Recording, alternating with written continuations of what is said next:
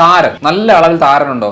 വെറുതെ താരൻ ട്രീറ്റ് ചെയ്ത് സമയം കളയേണ്ട ആവശ്യമില്ല. അവരുടെ വയറ് കുടലിലാണ് ഏറ്റവും കൂടുതൽ പ്രശ്നം കിടക്കുന്നത്. അതേപോലെ തന്നെ ഫുഡ് കഴിച്ച ഉടനെ ടോയ്ലറ്റിൽ പോകുന്ന കണ്ടീഷന്, ചിലപ്പോൾ 2-3 ദിവസങ്ങളിൽ പോകാതിരിക്കുന്ന ആളുകൾ, എന്തെങ്കിലും ഭക്ഷണം കഴിച്ച ഉടനെ വയറ്റിൽ ഗ്യാസ് നിറയുന്ന പ്രശ്നങ്ങൾ, പുളിച്ചു തേട്ട് വരിക, നെഞ്ചരിച്ചിലുണ്ടാകുക, പിന്നെ വായിൽ മൗത്ത് അൾസർസ് വരുന്നത്, വായിൽ നമുക്ക് ബാഡ് ബ്രെത്ത്, സംസാരിക്കുന്ന സമയത്ത് സ്മെല്ലുണ്ടാകുന്ന കാര്യങ്ങൾ, ഇതെല്ലാം ഗട്ട് റിലേറ്റഡ് ആണ്. ഗട്ട് എന്ന് പറഞ്ഞാൽ ഇൻറ്റസ്റ്റൈൻ. അപ്പോൾ ഈ പ്രശ്നങ്ങളിൽ നിന്നാണ് ഭൂരിഭാഗം പ്രശ്നവും തുടങ്ങുന്നത്.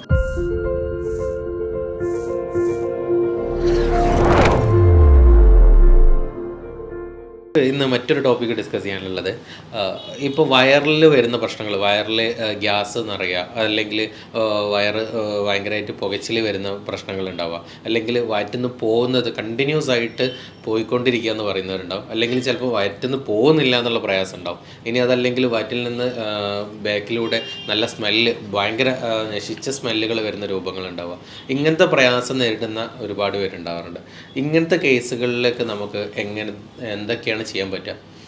ഓക്കെ, സാധാരണ രീതിയിൽ നമ്മളിപ്പോൾ ഒരു 100 പേര് എടുത്തു കഴിഞ്ഞാൽ ഇതിനകത്തൊരു 40% ആളുകളുടെ പ്രശ്നം ഇത് തന്നെയാണ്. എന്ന് വെച്ചാൽ ഒന്ന്, എന്തെങ്കിലും ഭക്ഷണം കഴിച്ച ഉടനെ വയറ്റിൽ ഗ്യാസ് നിറയുന്ന പ്രശ്നങ്ങൾ, പുളിച്ചു തേട്ട് വരിക, നെഞ്ചരിച്ചിലുണ്ടാകുക, അതേപോലെ കീഴ്വായു ഫ്ലാറ്റ്ലൻസ് ആയിട്ട് പോവുക, അതേപോലെ തന്നെ ഫുഡ് കഴിച്ച ഉടനെ ടോയ്ലറ്റിൽ പോകുന്ന കണ്ടീഷന്.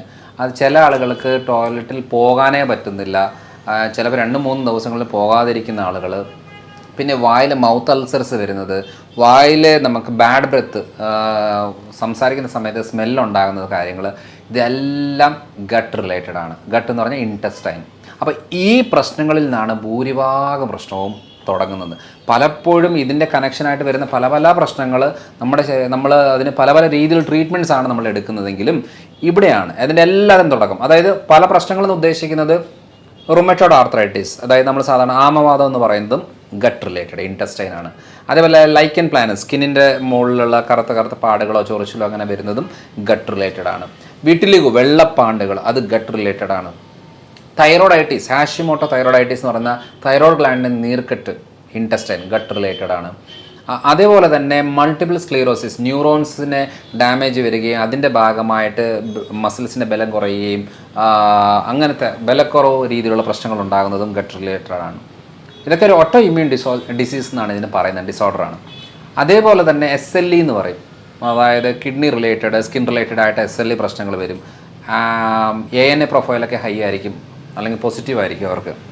അപ്പോൾ ഇതിൻ്റെ എല്ലാം ബേസ് വെച്ച് നമ്മൾ നോക്കുമ്പോൾ എന്താ, റൊമറ്റോയ്ഡ് ആർത്രൈറ്റിസിന് വേറെ ട്രീറ്റ്മെൻറ്റ്, തൈറോയ്ഡൈറ്റിസിന് വേറെ ട്രീറ്റ്മെൻറ്റ്, സ്കിൻ കണ്ടീഷന് വേറെ, ഇങ്ങനെയാണ് നമ്മൾ പൊയ്ക്കൊണ്ടിരിക്കുന്നത്. പക്ഷേ ഏകദേശം ഈ പ്രശ്നങ്ങളുടെ ബേസ് കിടക്കുന്നത് ഇൻറ്റസ്റ്റൈനാണ്, കുടലാണ്. അപ്പോൾ ആരെങ്കിലും നമ്മൾ ഈ ഇതുമായിട്ട് ബന്ധപ്പെട്ട് വെറുതെ നമ്മൾ പറയും താരൻ, നല്ല അളവിൽ താരനുണ്ടോ? വെറുതെ താരൻ ട്രീറ്റ് ചെയ്ത് സമയം കളയേണ്ട ആവശ്യമില്ല. അവരുടെ വയറ് കുടലിലാണ് ഏറ്റവും കൂടുതൽ പ്രശ്നം കിടക്കുന്നത്. അപ്പോൾ അത് ക്ലിയർ ആകണം എന്നുണ്ടെങ്കിൽ അവിടെയാണ് നമ്മൾ കൂടുതൽ ഫോക്കസ് ചെയ്യേണ്ടത്. പലപ്പോഴും എങ്ങനെയാണ് ഈ കുടൽ വയറ് സ്ഥലങ്ങളിലൊക്കെ വളരെ പ്രശ്നം കാണിക്കുന്നതെന്ന് വെച്ചാൽ വളരെ സിമ്പിളായിട്ടുള്ള കാര്യമാണ്. നമ്മുടെ കുടലിനകത്ത് നല്ല ബാക്ടീരിയകളും ചീത്ത ബാക്ടീരിയകളും ഉണ്ട്. അപ്പം നല്ല ബാക്ടീരിയകളുടെ അളവ് നല്ല അളവിൽ കൂടുതലിരിക്കുകയും ചീത്ത ബാക്ടീരിയകളുടെ അളവ് കുറഞ്ഞിരിക്കുകയും ചെയ്യണം. ഇതാണ് ഒരു ബാലൻസ് രീതിയിൽ ഒരു 85% നല്ല ബാക്ടീരിയ ആയിരിക്കണമെന്നേ ഉള്ളൂ. പക്ഷെ പല സാഹചര്യങ്ങളിലും ചീത്ത ബാക്ടീരിയകളുടെ അളവ് കൂടുതൽ വരുന്ന ഒരു കണ്ടീഷൻ വരാറുണ്ട്. ചീത്ത ബാക്ടീരിയകൾ കൂടുക എന്ന് പറഞ്ഞാൽ അവിടെ മെയിനായിട്ട് ശ്രദ്ധിക്കേണ്ട ഒരു കാര്യം, അതിൻ്റെ ഭാഗമായിട്ട് അപ്പം നമുക്ക് പ്രൊവൈറ്റെല്ല കോപ്രി എന്ന് പറയുന്ന ഒരു ബാക്ടീരിയ ഉണ്ട്. ഇതാണ് നമുക്ക് ഏറ്റവും കൂടുതൽ ജോയിൻസിന് ഇൻഫ്ലമേഷൻ ഉണ്ടാക്കുകയും അത് റുമറ്റോയ്ഡ് ആർത്രൈറ്റിസ് ഉണ്ടാക്കുന്ന ടെൻഡൻസി കൂട്ടുന്നത് ഈ പറയുന്ന ബാക്ടീരിയയാണ്. അതേപോലെ തന്നെ നമ്മുടെ ക്ലോസ്ട്രീഡിയം എന്ന് പറയുന്ന ഒരു ബാക്ടീരിയ, ക്ലോസ്ട്രീഡിയം ഗ്രൂപ്പിൽ പെടുന്ന ഒരു ബാക്ടീരിയ, ഈ ബാക്ടീരിയാസ് എന്ത് ചെയ്യും, ബ്ലഡിലേക്ക് എൻ്റർ ആകുകയും അത് ബ്രെയിനിലേക്ക് വന്ന് ബ്രെയിനിലുള്ള ന്യൂറോൺസിനെ ഡാമേജ് ചെയ്ത് വരുമ്പോഴാണ് നമുക്ക് ഓട്ടിസം എന്ന് പറയുന്നൊരു പ്രശ്നം ഉണ്ടാകുന്നത്. പലപ്പോഴും ഓട്ടിസ്റ്റിക് കുട്ടികൾ എന്ത് ചെയ്യും, സ്പീച്ച് തെറപ്പി, അതേപോലെ തന്നെ ഫിസിയോതെറപ്പി ആക്ടിവിറ്റീസുകൾ. കാരണം ഓട്ടിസം ബാധിച്ച ഒരു കുട്ടി എന്ന് പറഞ്ഞാൽ ആ കുട്ടിയും കുട്ടിയുടെ അമ്മയ്ക്കുമാണ് ഏറ്റവും കൂടുതൽ ബുദ്ധിമുട്ടുണ്ടാകുന്നത്. കാരണം സാധാരണ രീതിയിൽ വരെ പഠിപ്പിക്കാനോ സാധാരണ ആളുകളുടെ കൂടെ മിങ്കിൾ ചെയ്യാനോ ഒന്നും പറ്റത്തില്ല. പക്ഷെ അവർ ആദ്യം ശ്രദ്ധിച്ചാൽ മതി, ഈ പറയുന്ന പ്രശ്നങ്ങൾ കാണിക്കുന്നത് വെച്ചാൽ അവർ ജനിച്ചു കഴിഞ്ഞ് 1-2 വയസ്സ് വരെ ഒരു കുഴപ്പം കാണത്തില്ല. പിന്നെയാണ് ഈ ഓട്ടിസം ചേഞ്ചസ് ഒക്കെ സംഭവിക്കുന്നത്. അതായത് ഞാൻ ഈ പറയുന്ന ലേറ്റസ്റ്റ് റിസർച്ചുകളാണ്. നമ്മളെ പഴയ രീതിയിലനുസരിച്ച് ചികിത്സിച്ചുകൊണ്ടിരുന്ന ഒരിക്കലും നമുക്ക് പ്രശ്നങ്ങൾ മാറത്തില്ല. ലേറ്റസ്റ്റ് റിസർച്ച് പറയുന്നത് ക്ലോസ്ട്രീഡിയം ഗ്രൂപ്പ് ഓഫ് ബാക്ടീരിയാസ് കുടലിലെ എണ്ണം കൂടുതൽ വരുമ്പോൾ അത് ന്യൂറോടോക്സിക്, നാഡികളെ ഡാമേജ് ഉണ്ടാക്കുന്ന വിഷാംശങ്ങൾ റിലീസ് ചെയ്തിട്ട് ഇത് ഡാമേജ് ഉണ്ടാക്കുന്നതിൻ്റെ ഭാഗമായിട്ടാണ് ഓട്ടിസം ഉണ്ടാകുന്നത്. അതുകൊണ്ട് അതും ഗട്ട് റിലേറ്റഡ്. നമ്മൾ വയറ് സംബന്ധമായിട്ടുള്ള കാര്യങ്ങളിൽ ക്ലിയർ ചെയ്ത് വന്നു കഴിഞ്ഞാൽ ഭൂരിഭാഗവും ഓട്ടിസം റിലേറ്റഡ് ആയിട്ടുള്ള ബുദ്ധിമുട്ടുകൾ കുറയാറുണ്ട്. അതേപോലെ വേറൊരു പ്രശ്നമാണ് നമ്മുടെ അരിശം, ടെൻഷന്, ഇറിറ്റേഷൻസ്. അതായത് സെറട്ടോണിൻ എന്ന് പറയുന്ന ഒരു ന്യൂറോ ട്രാൻസ്മിറ്റർ ഹോർമോൺ ഉണ്ട്. അത് ഒരു ഹാപ്പി ഹോർമോണാണ്. ആ സെയിം ഹോർമോൺ ബ്രെയിനിലേക്ക് വരുമ്പോഴാണ് അത് ഹാപ്പി ഹോർമോൺ ആകുന്നത്. അത് കുടലിൽ തന്നെ അതിൻ്റെ ആക്ടിവിറ്റി എന്ന് പറയുന്നത് മൂവ്മെൻറ്റ് കൂട്ടുക എന്നുള്ളതാണ്. അതായത് കുടലിൻ്റെ മൂവ്മെൻറ്റ് കൂട്ടിയിട്ട് മോഷൻ ക്ലിയർ ആകുക എന്നുള്ളതാണ് മെയിനായിട്ടുള്ള കാര്യം. അപ്പോൾ ഈ സെറട്ടോണിൻ എന്ന് പറയുന്ന ന്യൂറോ ട്രാൻസ്മിറ്റർ ഹോർമോണ് നമ്മുടെ കുടലിൽ ഈ നല്ല ബാക്ടീരിയകളാണ് റിലീസ് ചെയ്യുന്നത്. ഇത് റിലീസ് ചെയ്ത് ബ്ലഡിലേക്ക് വന്ന് ബ്രെയിനിലേക്ക് വന്നെങ്കിൽ മാത്രമേ നമുക്ക് ഹാപ്പിനെസ്, സന്തോഷം എന്ന് പറയുന്ന ഒരു ഫീല് കിട്ടത്തുള്ളൂ. അപ്പോൾ അങ്ങനെ കിട്ടണമെന്നുണ്ടെങ്കിൽ കുടൽ ഇൻറ്റസ്റ്റൈൻ്റെ ഹെൽത്ത് പ്രോപ്പറായിരിക്കണം.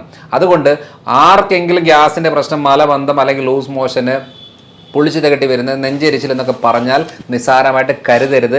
ഇത് കുറച്ച് നാൾ കടന്ന് അത് ആദ്യം വരുന്നത് തൈറോയ്ഡാണ്, തൈറോയ്ഡൈറ്റിസ്. അത് തൈറോയ്ഡൈറ്റിസ് നോർമലി നമ്മൾ ചെയ്യുന്ന ഹൈപ്പർ തൈറോയ്ഡ് അല്ല, തൈറോയ്ഡൈറ്റിസ് എന്ന് പറയും. അതിന് anti T G, anti T P O, thyroid gland scan എന്ന് പറയുന്ന anti T G, anti T P blood ടെസ്റ്റാണ്. ഇത് ചെയ്ത് നോക്കുമ്പോൾ നമുക്ക് മനസ്സിലാവും. അത് കഴിഞ്ഞേ ചെയ്ത് വരുന്നത് സ്കിന്നിലേക്കാണ്. സ്കിന്നിൽ ചൊറിച്ചിൽ, കുരുക്കൾ, പാടുകൾ എന്ന രീതിയിലാണ് വയറിൻ്റെ ഡാമേജ് കിടക്കുന്നത്. അത് കഴിഞ്ഞേച്ച് വരുന്നത് ജോയിൻസിലേക്കാണ്. അതാണ് റുമറ്റോയ്ഡ് ആർത്രൈറ്റിസ് എന്ന് പറയുന്നത്. പലപ്പോഴും ബ്ലഡിൽ നെഗറ്റീവ് ആണ്. ടെസ്റ്റ് ചെയ്ത് റുമറ്റോയ്ഡ് ആർത്രൈറ്റിസ് ടെസ്റ്റ് ചെയ്ത് നെഗറ്റീവ് ആയിരിക്കും. ആൻറ്റി CCP നെഗറ്റീവ് ആയിരിക്കും. വെറും ESR മാത്രം കുറച്ച് കൂടുതലായിരിക്കും. അപ്പോൾ നമ്മളോട് എന്ത് പറയും, നിങ്ങളുടെ അത് 0 നെഗറ്റീവ് ആർത്രൈറ്റിസ് ആണ്, അതിന് മരുന്നെടുക്കണം എന്ന് പറഞ്ഞ് നമ്മൾ മരുന്നെടുക്കും. പക്ഷേ ആക്ച്വലി അത് ഗട്ട്, തൈറോയ്ഡ്, നെക്സ്റ്റ് ജോയിൻസിലേക്ക് വരുന്ന പ്രശ്നമായതുകൊണ്ട് ജോയിൻസിന് മാത്രം ട്രീറ്റ് ചെയ്ത് ആ പ്രശ്നം മാറില്ല. ഇൻറ്റസ്റ്റൈൻ പ്രോപ്പർ ആവണം. തൈറോയ്ഡൈറ്റിസ് പ്രശ്നങ്ങൾ ക്ലിയർ ആയെങ്കിൽ ഓട്ടോമാറ്റിക്കായിട്ട് ജോയിൻസിന് ഇൻഫ്ലമേഷൻ കുറയും. അതുകൊണ്ട് എന്താ ചെയ്യേണ്ടത്, കുടൽ പ്രോപ്പറായിട്ട് ഫങ്ഷനിങ് ആക്കി എടുക്കുക എന്നുള്ളതാണ് 80% പണി. ഏതൊരു ആരോഗ്യ പ്രശ്നം നമുക്ക് വന്നാലും ഞങ്ങൾ ആദ്യം ഫോക്കസ് ചെയ്യുന്നൊരു കാര്യം എന്ന് പറഞ്ഞാൽ ഇൻറ്റസ്റ്റൈനാണ്, കുടലാണ്. ഏത് കാര്യം, സ്കിന്ന് വന്നോ ഇൻറ്റസ്റ്റൈനാണ്. അപ്പോൾ ഈ കുടലും തൈറോയിഡുമായിട്ടുള്ള കണക്ഷനാണ് 80% കിടക്കുന്നത്. അപ്പോൾ നമ്മൾ എന്തെങ്കിലും ഒരു ഫുഡ് കഴിച്ചു കഴിഞ്ഞാൽ ഉടനെ ടോയ്ലറ്റിൽ പോകണമെന്നൊരു തോന്നൽ. ചില സമയത്ത് മോഷൻ ടൈറ്റ് ആയിരിക്കും, ചില സമയത്ത് വളരെ ലൂസായിട്ട് പോകും. അപ്പോൾ ഏത് സമയത്ത് എങ്ങനെ പോകും എന്നുള്ളത് നമുക്ക് ഊഹിക്കാൻ പോലും പറ്റാത്തൊരു രീതിയായിരിക്കും. ആ IBS പ്രശ്നമുള്ള ആളുകൾ വളരെ മെലിഞ്ഞ് വണ്ണം കുറഞ്ഞ് വരുന്നൊരു കണ്ടീഷനായിരിക്കും. ഇവർക്കായിരിക്കും ഏറ്റവും കൂടുതൽ ടെൻഷനും ആങ്സൈറ്റിയും ഇമോഷണൽ ഡിസ്റ്റർബൻസസും മെൻ്റൽ ഇൽനെസ്സും ഒക്കെ കൂടുതൽ വരുന്നത് ഈ പറയുന്ന കാറ്റഗറിയിലുള്ള ആളുകളായിരിക്കും. അപ്പോൾ അങ്ങനെയുള്ള ആളുകളെ എത്രയോ പേര് അപ്പം നമ്മുടെ ക്ലിനിക്കൽ പ്രാക്ടീസ് കണ്ടേക്കുന്നത് വെച്ചാൽ അവർ US ലും UK ലും UAE ലൊക്കെ പോയിട്ട് ജോലി ചെയ്യുന്നതിൻ്റെ ഭാഗമായിട്ട് പോയിട്ട് നല്ല ശമ്പളത്തോടു കൂടി നിന്നിച്ച് 2-3 മാസം ആകുമ്പോഴത്തേന് തിരിച്ചു വരികയാണ്. കാരണം പറ്റുന്നില്ല, കാരണം അവരുടെ ആരോഗ്യം ക്ലിയർ അല്ല, അവർക്കൊരു ജോലി ചെയ്യാൻ പറ്റുന്നില്ല. സൂയിസൈഡൽ ടെൻഡൻസി ഉണ്ടാകുന്ന ഒരു വളരെ വലിയൊരു കാര്യമാണ് ഈ IBS എന്ന് പറയുന്ന ഒരു പ്രശ്നം. അതുകൊണ്ട് അങ്ങനെയുള്ള കണ്ടീഷനിൽ ഏറ്റവും കൂടുതൽ ഹെൽപ്പ് ചെയ്യുന്ന മെയിനായിട്ടുള്ള ആവശ്യം എന്ന് പറയുന്നത് കുടലിൻ്റെ ഹെൽത്ത് പ്രോപ്പർ ആക്കി എടുക്കുക എന്നുള്ളതാണ്. അപ്പോൾ IBS കണ്ടീഷനുള്ള ആളുകൾ, ഈ ഗട്ട് റിലേറ്റഡ് പ്രശ്നമുള്ളവർ ഒരു കാരണവശാലും മിൽക്ക്, പാല് പാടില്ല, ഗ്ലൂട്ടൻ ഐറ്റംസ് പാടില്ല. കാരണം ഗോതമ്പ്, മൈദ, ഓട്സ് എന്ന് പറയുന്ന സാധനവും പാലും ഒക്കെ ഉൾപ്പെടുത്തിക്കൊണ്ടിരുന്നാൽ ഒരിക്കലും അവരുടെ ഗട്ട് ഹെൽത്ത്, ഇൻറ്റസ്റ്റൈന് പ്രോപ്പർ ആവില്ല. അപ്പം പിന്നെ എന്നാ സംഭവിക്കുന്നത് വെച്ചാൽ ടെൻഷൻ അടിക്കുന്നതിനും ടെൻഷനും മരുന്ന് എടുത്തുകൊണ്ടിരുന്നിട്ട് ഒരു കാര്യമില്ല, ഇൻറ്റസ്റ്റൈൻ പ്രോപ്പർ ആകാതെ. അപ്പോൾ ഈ പറയുന്ന വയറ് സംബന്ധമായിട്ടുള്ള പ്രശ്നങ്ങളാണ് ഏറ്റവും കൂടുതൽ ശ്രദ്ധിക്കേണ്ടത്. സ്കിന്നിന് ചൊറിച്ചിൽ വന്നു കഴിഞ്ഞാൽ ഇൻറ്റസ്റ്റൈൻ പ്രശ്നമാണ്. അപ്പോൾ എപ്പോഴും നമ്മൾ കണക്ട് ചെയ്യുന്ന ഒരു കാര്യം എന്ന് പറയുന്നത്, ആരെങ്കിലും സ്കിന്നിൻ്റെ പ്രശ്നം പറഞ്ഞു കഴിഞ്ഞാൽ സ്കിന്നിന് ട്രീറ്റ് ചെയ്തിട്ട് യാതൊരു കാര്യമില്ല. കാരണം സ്കിന്നിന് പ്രശ്നം ഉണ്ടാകുന്നത് ഒന്ന് അവർക്ക് തൈറോയ്ഡ് ആയിരിക്കും, അല്ലെങ്കിൽ അവർക്ക് കുടലിലെ പ്രശ്നമായിരിക്കും, അല്ലെങ്കിൽ ലിവറിന് എന്തെങ്കിലും ബുദ്ധിമുട്ടായിരിക്കും. ലിവറിൻ്റെ അവസാന പ്രശ്നങ്ങളിൽ മാത്രമേ സ്കിന്നിലേക്ക് ബാധിക്കത്തുള്ളൂ. ആദ്യം കാണിക്കുന്നത് വയറ് സംബന്ധമായിട്ടുള്ള പ്രശ്നങ്ങളിലാണ് സ്കിന്നിന് ഡാമേജ് വരുന്നത്. പിന്നെ കാണിക്കുന്നത് തൈറോയ്ഡ് പ്രശ്നങ്ങളിലാണ് സ്കിന്നിന് ഡാമേജ് വരുന്നത്. അതുകൊണ്ട് എന്ത് ചെയ്യണം, ചൊറിച്ചിലോ കുരുക്കളോ വന്നു കഴിഞ്ഞാൽ ഓയിൻമെൻറ്റ് തൂത്താലൊന്നും പ്രശ്നം മാറില്ല. ചെയ്യുമ്പം കുറയും, പിന്നെയും വരും. ഇടത്തെ കയ്യിൽ തൂത്ത് കഴിഞ്ഞാൽ അവിടുത്തെ പ്രശ്നം മാറും, വലത്തെ കയ്യിൽ ആ സ്കിന്നിൻ്റെ പ്രശ്നം ഉണ്ടാകും. അതേപോലെ ഫംഗൽ ഇൻഫെക്ഷന് ഓയിൻമെൻറ്റ് തൂത്ത് നമ്മൾ ക്ലിയർ ആക്കിക്കൊണ്ടിരുന്ന തൂക്കുമ്പം കുറയും, അടുത്ത 2 ദിവസം തൂത്തില്ലെങ്കിൽ വീണ്ടും ഉണ്ടാകും. കാരണം ഇത് ഇൻറ്റസ്റ്റൈൻ റിലേറ്റഡ് ആണ്. കുടലിനകത്ത് ഫംഗസ് ഗ്രോത്തുകൾ കൂടുന്നതുകൊണ്ടാണ് സ്കിന്നിൽ ഫംഗസ് ഇൻഫെക്ഷൻസ് ഉണ്ടാകുന്നത്. ഏറ്റവും കൂടുതൽ ശ്രദ്ധിക്കേണ്ട വേറൊരു കാര്യം, നമ്മുടെ കോൺഫിഡൻസ് തന്നെ കളയുന്ന ഒരു കാര്യമാണ് ബാഡ് ബ്രെത്ത് എന്ന് പറയുന്നത്. നമുക്കൊരാളുടെ അടുത്ത് വന്നിരുന്ന് സംസാരിക്കാൻ പറ്റത്തില്ല, നമുക്ക് ഒരു കോൺഫിഡൻസ് കിട്ടത്തില്ല. നമ്മുടെ പ്രൊഫഷണൽ ലൈഫിലും പേഴ്സണൽ ലൈഫിലും നമുക്കൊരു മെച്ചം കിട്ടാത്ത രീതിയിലേക്ക് നമ്മൾ പുറകെ വലിഞ്ഞു നിൽക്കുന്നതാണ് ബാഡ് ബ്രെത്ത് എന്ന് പറയുന്ന കണ്ടീഷൻ. ഇതിൻ്റെ 80% റീസൺ എന്ന് പറയുന്നത് കുടലാണ്. കാരണം അവർ ഫുൾ ടൈം ബ്രഷ് ചെയ്യുന്നുണ്ട്, പല്ല് ക്ലീൻ ചെയ്യുന്നുണ്ട്, നമ്മുടെ ചൂയിങ് ഗംസ്, എന്തെല്ലാം റിഫ്രഷ്മെൻറ്റ് സാധനങ്ങളെല്ലാം കഴിച്ച് ക്ലിയർ ആക്കി എന്ന് പറഞ്ഞാലും ഈ സ്മെല്ല് മാറില്ല. കാരണം ഇത് കുടലിൽ നിന്ന് ബ്ലഡിലേക്ക് വന്ന് ബാഡ് ഗ്യാസ് ലങ്സിലേക്ക് വന്ന് ലങ്സിൽ നിന്ന് അത് ഓക്സിജൻ ഉള്ളിലേക്ക് വരുമ്പോൾ കാർബൺ ഡയോക്സൈഡ് പുറത്തേക്ക് പോകുന്നതിൻ്റെ കൂടെ ഈ ബാഡ് സ്മെല്ല് പുറത്തേക്ക് പോകും. അപ്പം നമ്മൾ ഈ വായിൽ എന്ത് ക്ലീൻ ചെയ്തിട്ട് യാതൊരു കാര്യമില്ല. ഇത് ഇൻറ്റസ്റ്റൈൻ ഗട്ട് റിലേറ്റഡ് ആണ്. സോ അതുകൊണ്ട് ഈ എല്ലാ കാര്യങ്ങളും നമ്മൾ ട്രീറ്റ് ചെയ്യണമെന്നുണ്ടെങ്കിൽ പ്രോബയോട്ടിക്സ്, പ്രീബയോട്ടിക്സ് കോമ്പിനേഷനിൽ നമ്മൾ എടുക്കണം, ഡൈജസ്റ്റീവ് എൻസൈംസ് ഒക്കെ എടുക്കണം. അതേപോലെ തന്നെ നമ്മുടെ ഗ്ലൂട്ടനും ലാക്ടോസൊക്കെ കട്ട് ചെയ്യണം. കുറച്ച് കാലം ഫൈബറൊക്കെ നമ്മൾ സൂക്ഷിച്ച് വേണം. ചില കണ്ടീഷന് പറ്റും, ചില കണ്ടീഷനിൽ പറ്റത്തില്ല. അപ്പം കോൺസ്റ്റിപ്പേഷൻ റിലേറ്റഡ് ആയ അതിന് ട്രീറ്റ്മെൻറ്റ് പ്രോട്ടോക്കോളേ വേറെയാണ്, ഡയറി റിലേറ്റഡ് ആയിട്ടുള്ള ട്രീറ്റ്മെൻറ്റ് പ്രോട്ടോക്കോളേ വേറെയാണ്. അപ്പോൾ നമ്മൾ ഏതൊന്ന് നോക്കിയിട്ട് വേണം ഈ കാര്യങ്ങൾ പ്രോപ്പറായിട്ട് തീരുമാനിക്കാനും ചികിത്സ എടുക്കാനും. അതുകൊണ്ട് വിദഗ്ധരായ ഡോക്ടർമാരുടെ അടുത്ത് ചെന്ന് കൺസൾട്ട് ചെയ്തിട്ട് നമ്മുടെ ഈ പ്രശ്നങ്ങൾ പറഞ്ഞ് മനസ്സിലാക്കിയിട്ട് എന്നിട്ടാണ് നമ്മൾ എടുക്കേണ്ടത്. അതുകൊണ്ട് മനസ്സിലാക്കേണ്ടത് വയറ്റിലെ പ്രശ്നം മാത്രമല്ല, വയറ്റിലെ പ്രശ്നം അത് മുടി കൊഴിച്ചിലും താരനും സ്കിന്നിൻ്റെ പ്രശ്നങ്ങളും ക്ഷീണവും അരിശവും ടെൻഷനും ഉറക്ക പ്രശ്നങ്ങളും മടി കണ്ണിലിരുട്ട് കയറുക ബാലൻസിൻ്റെ പ്രശ്നങ്ങൾ മൈഗ്രെയിൻ തലവേദനകൾ ഇതെല്ലാം ഗട്ട് റിലേറ്റഡ് ആണ്. ഇത് ക്ലിയർ ആയാൽ ഇത്രയും പ്രശ്നങ്ങൾ നമുക്ക് ക്ലിയർ ആക്കാൻ സാധിക്കും. ഇതാണ് മെയിനായിട്ടും നമ്മൾ വയറ് സംബന്ധമായിട്ടുള്ള പ്രശ്നങ്ങളിൽ ശ്രദ്ധിക്കേണ്ട ഒരു കാര്യം. അപ്പം വേറെ എൻ്റെ ക്ലിനിക്കൽ പ്രാക്ടീസിൽ കോമൺ ആയിട്ട് കണ്ടൊരു കാര്യമാണ്, പലപ്പോഴും പലരും തലവേദന എന്ന് പറഞ്ഞ് വരുന്നവരുണ്ട്. അതിൽ ചിലത് ടെൻഷൻ ഹെഡേക്ക് ആയിരിക്കും, ചിലത് BP കൂടിയ തലവേദനയായിരിക്കും, ഭൂരിഭാഗവും മൈഗ്രെയിൻ റിലേറ്റഡ് പ്രശ്നമായിരിക്കും, പീരിയഡ്സിൻ്റെ സമയത്തുള്ള തലവേദനകളായിരിക്കും, ഡീഹൈഡ്രേഷനുമായിട്ട് ബന്ധപ്പെട്ട് വെള്ളത്തിൻ്റെ അളവ് ശരീരത്തിൽ കുറയുന്നതിൻ്റെ ഭാഗമായിട്ട് തലവേദന എടുക്കുക. അങ്ങനെ പല കാരണങ്ങൾ കൊണ്ടുള്ള തലവേദനയുണ്ട്. പക്ഷേ ഈ കാരണങ്ങളൊക്കെയാണെങ്കിൽ ആ കാരണം ലെവലാക്കുമ്പോഴത്തേനും നമുക്ക് ഭൂരിഭാഗ പ്രശ്നവും ക്ലിയർ ആവേണ്ടതാണ്. വെള്ളത്തിൻ്റെ അളവ് കുറഞ്ഞു കഴിഞ്ഞാൽ, വെള്ളം കുടിച്ചു കഴിഞ്ഞാൽ തലവേദന ഓക്കെ ആവണം. വളരെ സിമ്പിളാണ്. ടെൻഷൻ അടിക്കുന്ന ഒരാൾ ഒന്ന് റിലാക്സ് ചെയ്ത് കടന്ന് ഉറങ്ങി ഇതായി കഴിയുമ്പോഴത്തേനും ആ ടെൻഷൻ തലവേദന മാറിക്കിട്ടുന്നതാണ്. വെയിലത്ത് നോക്കുന്നതിൻ്റെ ഭാഗമായിട്ടാണെങ്കിൽ അവിടെ നിന്ന് സാഹചര്യം മാറിക്കഴിഞ്ഞാൽ ആ പ്രശ്നം ക്ലിയർ ആവണം. പക്ഷേ പലപ്പോഴും മൈഗ്രെയിൻ തലവേദനകൾ എങ്ങനെ ചെയ്താലും ഇത് മാറാത്ത ഒരു കണ്ടീഷൻ വരും. അപ്പം ഞങ്ങൾ മനസ്സിലാക്കിയൊരു കാര്യം, മൈഗ്രെയിന് ചികിത്സിച്ച് കാര്യമില്ല. കാരണം ഇവർ ഈ മൈഗ്രെയിന് തന്നെ 8-10 കൊല്ലം ചികിത്സ ചെയ്ത് മടുത്തവരാണ്. അപ്പോൾ സൊല്യൂഷനായിട്ട് വരുന്ന സമയത്ത് നമ്മൾ ആദ്യം ചോദിക്കുന്നത്, നിങ്ങൾക്ക് വയറ്റിൽ എന്തെങ്കിലും പ്രശ്നമുണ്ടോ എന്ന് പറയുമ്പോൾ ശരിയായി, എനിക്ക് ഗ്യാസ്ട്രൈറ്റിസ് അസിഡിറ്റി പ്രശ്നമുണ്ട്, ഗ്യാസ് നിറയുന്ന പ്രശ്നങ്ങളുണ്ട്, മലബന്ധ പ്രശ്നമുണ്ട്, എന്തെങ്കിലുമൊക്കെ ആയിട്ട് പറഞ്ഞിട്ടുണ്ടെങ്കിൽ നമ്മൾ ആദ്യം ട്രീറ്റ് ചെയ്യുന്നത് വയറിൻ്റെ കണ്ടീഷനാണ്. ശ്രദ്ധിച്ചാൽ മതി, വിശന്നിരിക്കുന്ന സമയത്ത് തലവേദന എടുക്കുക, വെയിലത്ത് നോക്കിയാൽ തലവേദന എടുക്കുക, ടെൻഷൻ അടിക്കുമ്പോൾ തലവേദന എടുക്കുക, അതേപോലെ തന്നെ ഉറക്കം ക്ലിയർ അല്ലെങ്കിൽ തലവേദന എടുക്കുക. ഈ കാര്യങ്ങളെല്ലാം ഗട്ട് റിലേറ്റഡ് ആണ്. ഇൻറ്റസ്റ്റൈൻ ആണ് ഇവിടുത്തെ മെയിൻ ആയിട്ടുള്ള കാര്യം. ഞാൻ ഇത്രയും നേരം പറഞ്ഞേക്കുന്നതെന്ന് വെച്ചാൽ, കുടൽ എന്ന് പറയുന്ന ഒരു നിസാരമായിട്ട് ആരും എടുക്കരുത്. കാരണം തലവേദനയുടെ പേരിൽ മരുന്നുകൾ ഈ കാലങ്ങളോളം കഴിക്കുന്നവരുണ്ട്, ഡെയിലി മരുന്ന് കഴിക്കുന്നവരുണ്ട്. ഒരു ഫിലിം ഫീൽഡിലുള്ള ഒരാളായിരുന്നു എൻ്റെ അടുത്ത് വന്നത്. അവർക്ക് ഓപ്പൺ ഏരിയ ഷൂട്ട് പറ്റത്തില്ല, കാരണം വെയിലത്ത് നോക്കി ഉടനെ തലവേദന എടുക്കും.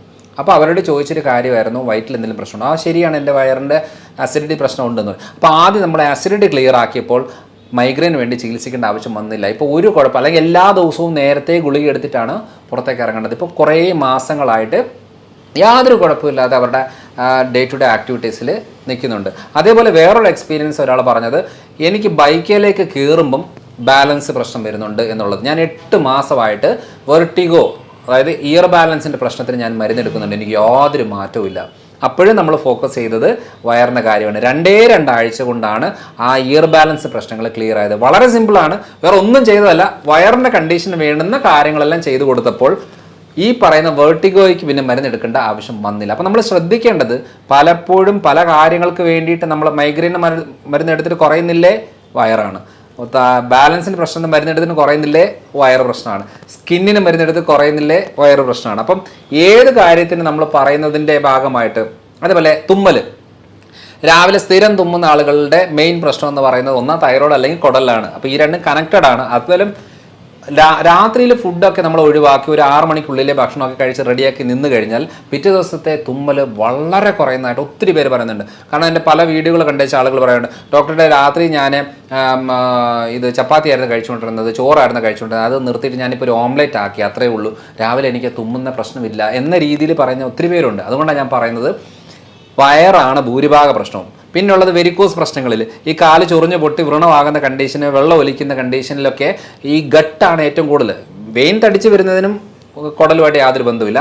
സ്കിൻ കണ്ടീഷൻ വെരിക്കോസ് മാറി വെരിക്കോസ് എക്സിമയായിട്ട് മാറുമ്പോഴത്തേനും ഗട്ടാണ്. അപ്പോൾ അങ്ങോട്ട് നമ്മൾ ഏതിടുന്നോ അതിനനുസരിച്ച് ഇവിടെ ചൊറിഞ്ഞ് പൊട്ടി ഒലിക്കുന്ന കണ്ടീഷനിലേക്ക് വരും. അതുകൊണ്ട് വളരെ സിമ്പിളായിട്ട് വളരെ ഈസി ആയിട്ട് നമ്മൾ ക്ലിയർ ആക്കാൻ പറ്റിയ പ്രശ്നങ്ങളാണ് ഈ പറഞ്ഞ കാര്യങ്ങളെല്ലാം. അതുകൊണ്ട് ബാക്ടീരിയൽ ഗ്രോത്ത് കൺട്രോൾ ചെയ്ത് ഹെൽത്തി ബാക്ടീരിയാസ് ഗ്രോത്ത് ആയി വന്നു കഴിഞ്ഞാൽ നമ്മുടെ ഭൂരിഭാഗ പ്രശ്നങ്ങൾ ക്ലിയർ ആകും. അതിൻ്റെ മെയിൻ ഫുഡ് എന്ന് പറയുന്നത് ഗ്ലൂക്കോസ് ആണ്. അതുകൊണ്ട് ഗ്ലൂക്കോസ് ആണ് നമ്മൾ ഇൻറ്റസ്റ്റൈൻ്റെ കണ്ടീഷനിൽ ശ്രദ്ധിക്കേണ്ടത്. സിവിയർ അസിഡിറ്റി, സിവിയർ ഇൻഫെക്ഷൻ വരുന്ന കാര്യങ്ങൾക്ക് മാത്രം പ്രോട്ടീൻ കട്ട് ചെയ്യുക, അല്ലെങ്കിൽ പ്രോട്ടീൻ നമുക്ക് ഉൾപ്പെടുത്തിക്കൊണ്ട് തന്നെ ഇതിന് ട്രീറ്റ് ചെയ്യാൻ പറ്റുന്നൊരു കാര്യമാണ്. എനിവേ ഇതിനെക്കുറിച്ച് ഒരുപാട് ഡീറ്റെയിൽസ് സാറ് പറഞ്ഞു തന്നിട്ടുണ്ട്. മറ്റൊരു ടോപ്പിക്കുമായിട്ട് നമുക്ക് വീണ്ടും കാണാം. Thank you.